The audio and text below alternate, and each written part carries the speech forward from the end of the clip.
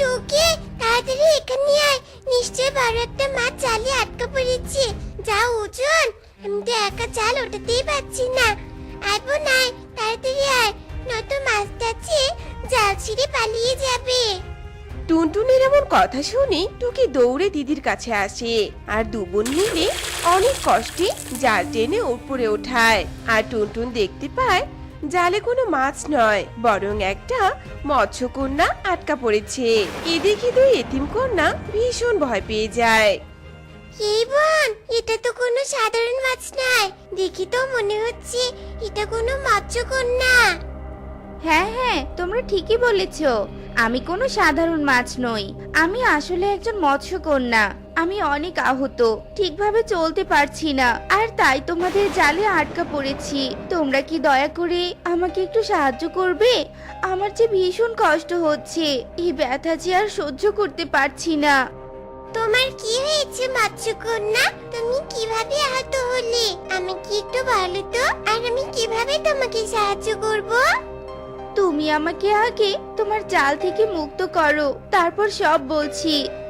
এরপর টুনটুন মৎস্যকন্যাকে জাল থেকে মুক্ত করে।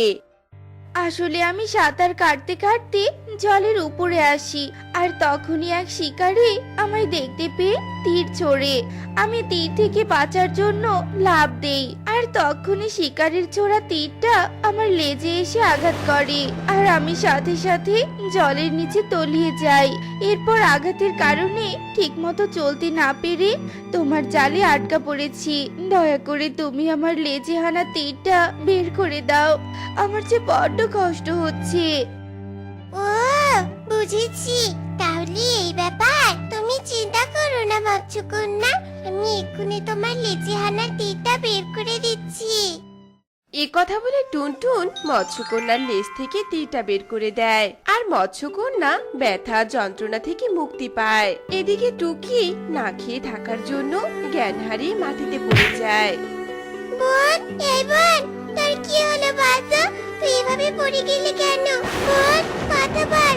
হায় সৃষ্টিকর্তা, বাবা মা আর দুই এতিম কন্যাকে তুমি কেমন শাস্তি দিচ্ছ? বাবা মাকে হারিয়েছি, এখন এই ছোট বোনটাকে আমি কিছুতেই হারাতে পারবো না। ও ছাড়া পৃথিবীতে যে আমার আর কেউ নেই। টুনটুনের এমন কান্না দেখে মৎস্যকন্যা টুনটুনকে বলে, টুনটুন, তোমার বোন টুকি জ্ঞান হারিয়েছে, তুমি কেঁদো না। আমি এক্ষুনি আমার জাদু শক্তি দিয়ে তোমার বোনের জ্ঞান ফিরিয়ে দিচ্ছি।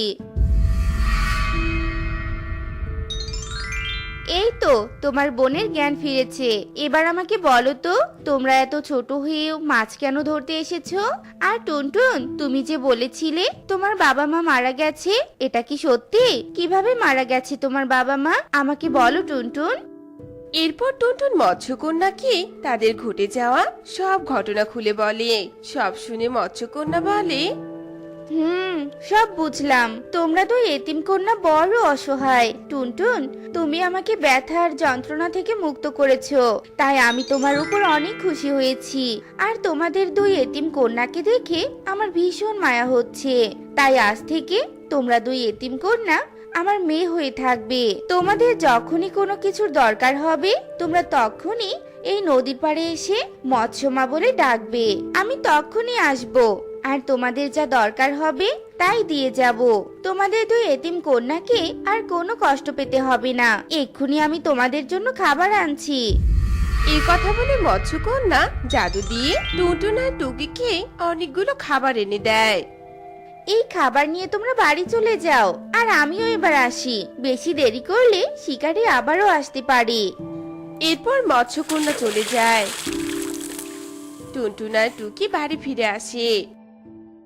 এরপর থেকে এতিম দুই বোন অনেক সুখী দিন কাটাতে থাকে, আর এভাবেই এতিম দুই কন্যার ভাগ্য পাল্টে যায়। কি গো যোগু, রাতের বেলা